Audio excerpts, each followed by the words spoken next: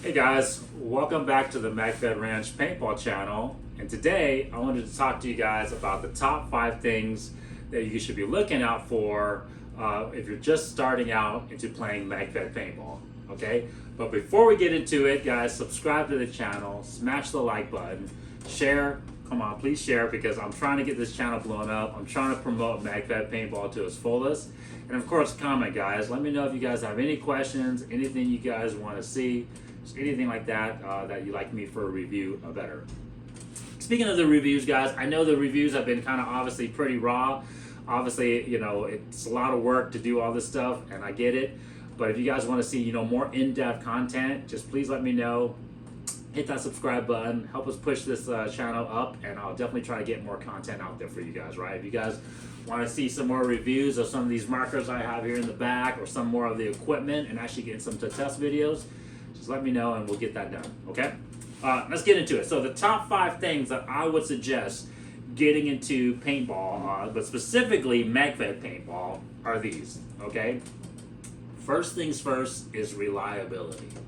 Okay, your markers gotta work. Okay, and I think this is the most, or I guess sometimes the issue with Magfed Paintball in general, right? Is there's this barrier to entry. You know, not only is it can be fairly expensive, right? You know, a bone stock T15 is gonna run you about $600. Even a bone stock M17 from Valken is gonna run you about 300 something bucks, but that doesn't include an air tank. And so if you add an air tank for another 100 something, you know, now you're into the $450, $500 price range, okay? Even like the ergos, shoot, the Didam is like, you know, over $1,000. The Karmatech, the SAR-12 is, you know, over $1,000, right? These markers, all I have right here, if you guys checked our channel at Magfed Ranch Paintball, right? MagfedRanch.com, you know, all these markers are over $1,000, right? But what you want is to ensure is that the marker works every time, okay? And so, yeah, Magfed is still a fairly new technology. And so, as with anything, especially with like new rifles, the key to the reliability, where I've seen it, is in the magazine, okay? So it's the magazines that will kind of dictate the reliability of the marker, okay? So I'll make another video comparing all the different markers, guys, and I'll let you guys know the pros and cons of the ones that I like. But reliability, I will say, is the primary deciding factor, okay? Second, I will say is overall features, okay? Meaning that can the marker expand with what you're trying to do? You know, meaning, can you grow with the marker? Right?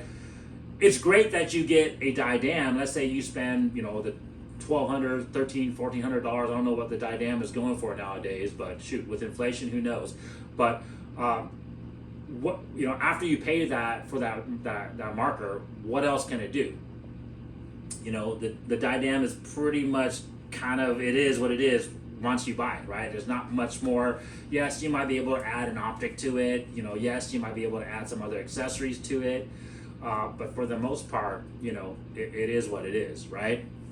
Same thing with the SAR-12, right? Like, yes, you can go buy, you know, the SAR-12, and it's a great, you know, sniper bolt action system right off the bat, highly accurate. But as I will show you guys, we can get these markers to those levels of accuracy. You know, once you guys see my test videos, you will see that these markers can be just as accurate, but it's semi-auto. You don't gotta rock a bolt action, you know, marker system, okay? So yeah, I would say, you know, adaptability, modularity, you know, and obviously can the marker grow with you? And that's kind of what I like some of these platforms that we use, okay? Third, I will say would be, can it shoot first strikes? Okay, you know, I was gonna go somewhere else with my number 3 pick, but I think number 3 is very important, is because a lot of people will get into Magfed Paintball initially without shooting first strike rounds. And I get it, guys. First strike rounds are, you know, still expensive for most people, right? You know, 30 cents a round if you buy bulk. 60 something, 70 cents a round more. Shoot, our rounds are going up to $1 or so for our sniper rounds.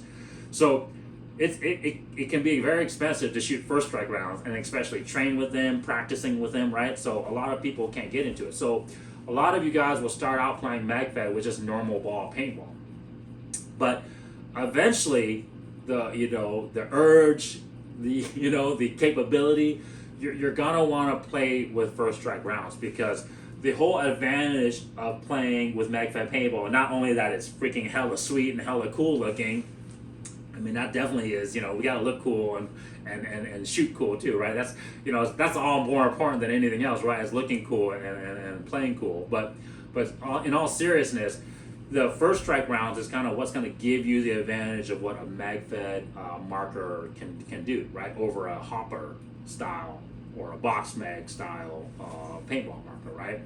It's that accuracy, it's that distance, right? You can eliminate targets, out to 100 yards or beyond. You can really aim and hit somebody, in a little small hole or a little small gap. So I would say, is the marker first strike round capable?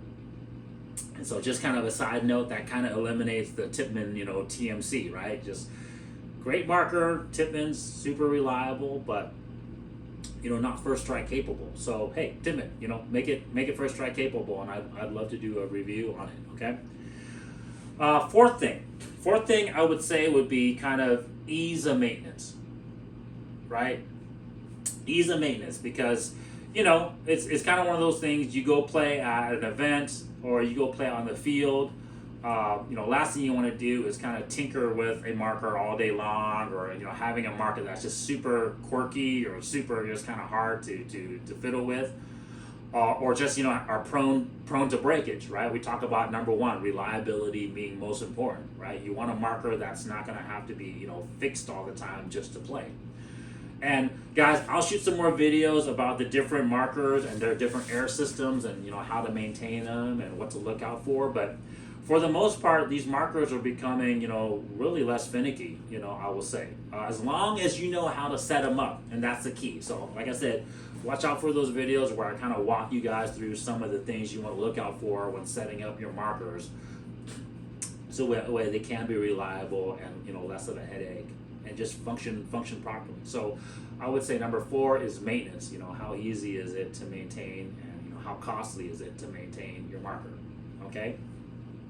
And then 5th, I would say is oh man, this is a tough one. I would say 5th is just what is your overall goal with your marker, right? This will kind of lead you to deciding on some of the other ones, numbers 1 through 4. But number 5 is do you want to be in a salter type position, right? Do you want a shorty, MR18, 416, type of marker, compact, Gordon rifle type of marker? Or do you want a more, DMM, mid-range DMM length, like this M4 style marker we have back here, kind of like that length? Or do you really want to go all the way out to a sniper or even an SPR, right? SPR type of, I guess SPM, right? I'm gonna try to change all these different acronyms because we're talking about paintball markers. So special purpose marker type of setup for long distance shooting, and more, obviously accurate shots at long distance. And so, depending on what type of role, what type of position you like to play the most, that could be your deciding factor in terms of which system you decide to go with, right? And like I said, hopefully I'll bring all this information to you guys. That way you guys can enjoy playing Magfed Paintball. I know it can be costly. I know it can be very, obviously there's so many unknowns. There's not a lot of information out there, guys. So continue checking on this channel, because I'm going to try to provide you guys all that information, so that way you guys can promote and play Magfed as much as I love doing it, okay?